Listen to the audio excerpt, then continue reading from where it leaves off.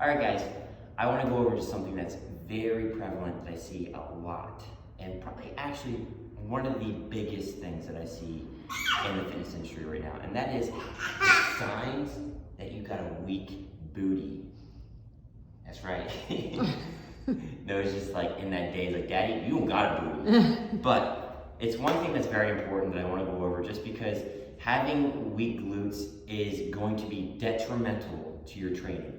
Your glutes are supposed to be the powerhouse, the biggest muscle in your body, and a lot of times you don't realize that your glutes are suffering. And so I'm gonna give you guys a couple quick tips. So I'm gonna go right into it here. The first test that you can do to tell if you have weak glutes, I'm gonna get on all fours, just like Noah does a lot of the times. And I want you guys to simply do 2 variations of a hip extension, where I'm gonna have you guys bring your leg up, straighten your leg out, and then simply pulse it up and down. Now, after about 20 or so seconds, if you start feeling that burning sensation in your ass, you're doing it right, okay? Congratulations, you can move to step 2. Step 2, now, oftentimes when people pass the straight leg test, they get their hopes up, but this is where I catch them. Now, go into a bent and do the same thing, where you pulse your leg up for about 20 seconds. Now, here's the kicker. If you now still feel it in your glutes, that's great. But if you're not feeling it burning as much as you were when you're doing the straight leg version, that is a pure sign that your hamstrings are doing most of the work. And I hope that makes sense, because when you have your legs straight, now you have the ability to engage your hamstrings. When you bend your leg, you're taking that away. So the prime mover must be the glute medius and maximus. So that's your first test to tell if your glutes are weak or actually being overtaken by your hamstrings. All right, guys, so going on with tip and kind of theory number 2 to tell if your glutes are indeed weak, we're gonna go into the basic bridge, okay? So, you're on, now you're back, and I simply want you to first get into a bridge position. Now remember, bridge position is not here, okay? A lot of times I see people, especially at OAF, doing bridges, they come up to here, okay? This is not a bridge. So I want you to imagine drawing that straight line, okay? If I would put something at the top of my knees and it would roll down, good, that's the position you need. So if you notice now you're up in this position and you start feeling a cramping in your hamstring or your low back, that's a sign that your glutes are weak, all right? So that's the first thing.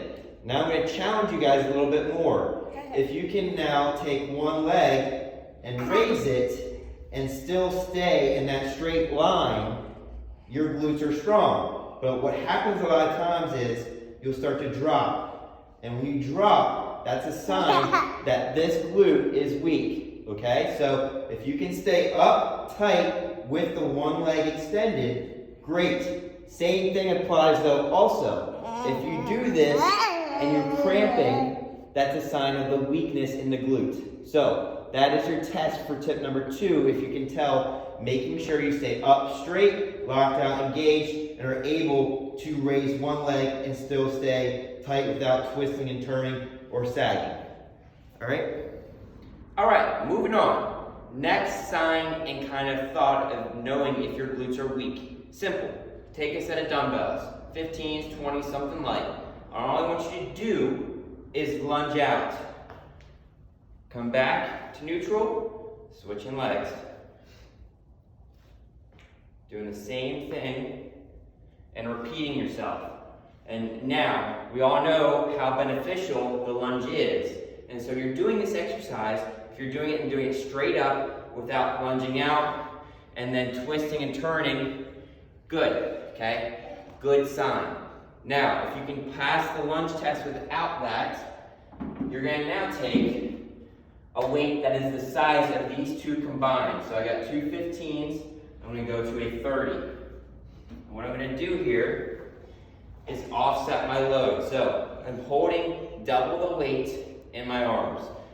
Now, with the right arms holding the weight, I'm lunging out with the left leg. The key is, can I do it for 2 to 3 reps here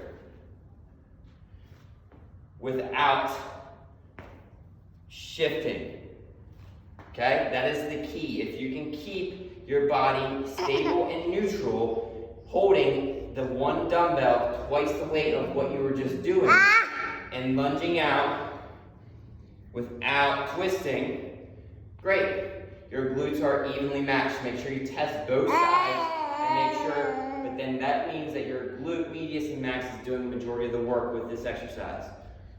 All right, one of my final tips for you guys to know if your glutes are weak is basically the everyday movement of what your back is doing. So if you're one of those that notices that when you're just standing up, walking your everyday activities, and right above that butt cheek bone, so you have that pelvis bone, okay, and you have the attachment to where your glutes are, if you always constantly are having pain in this area, or even so much in the front psoas and hip area, okay, this is my sure sign that your glutes are weak, okay? Let's think about this for a second. Your glute is a prime mover and powerhouse of your body. It is very crucial for it to be stabilizing the joints surrounding this main muscle group. So if this is weak or not stabilized enough, the stresses are going to be put in other places, aka low back, aka your hips, psoas, IT. So your TFL can also even get inflamed from low back issues. So making sure that your glutes are strong will help making sure the rest of your body, even your external obliques and core, are strong as well. So if you notice that you're constantly dealing with low back pain or even hip pain, that is a sure sign that your glutes could be weak. Okay, so the last one here, pretty basic comment. We all know we all love to squat and deadlift, but your squat and deadlift can be hindering immensely if your glutes are not fully activated, strong, and stable. And what I mean by this is a simple test that you can do. When you guys are doing your deadlifts, okay, or your RDLs, and you notice that you're never able to feel the contraction in your glutes, and a lot of times I get this by having lifters say that when they lift heavy, sometimes, yes, you're not going to get that perfect mind-muscle connection when you're lifting heavy, and I understand that, especially in the 1 to 3 rep max ranges, but you should always feel what you are working. And so if you're not ever feeling a contraction in your glutes when doing your squats or deadlifts, then that is a sure sign that they are not strong enough to support the load you're carrying. So that could be why you're experiencing a lot of low back pain, knee pain, okay? Even people can get upwards of upper back and shoulder pain if your glutes are not fully activated because of the surrounding stability and synergistic muscle dominance that's occurring when you're not fully activating the proper muscles while doing these big lifts. So those are my signs to help know if your glutes are indeed weak. And so make sure, guys, just getting a strong set of glutes doesn't mean you got to squat and deadlift. Okay, these are not the best exercises for building glutes. I hate to break it to you. So if you want my opinion, your best versions of building a better backside involve eccentrics, single leg unilateral lifts, split squats, Bulgarian split squats, and really hammering out single leg multi-joint movements, because we know that the glutes are not just a sagittal plane exercise muscle. All right, they work in all 3 planes, meaning you have to get out of just that sagittal plane exercise. All right, so mix things up, move laterally, get yourselves strong in all areas, and your glutes are going to thank you. All right, guys, hope these tips help.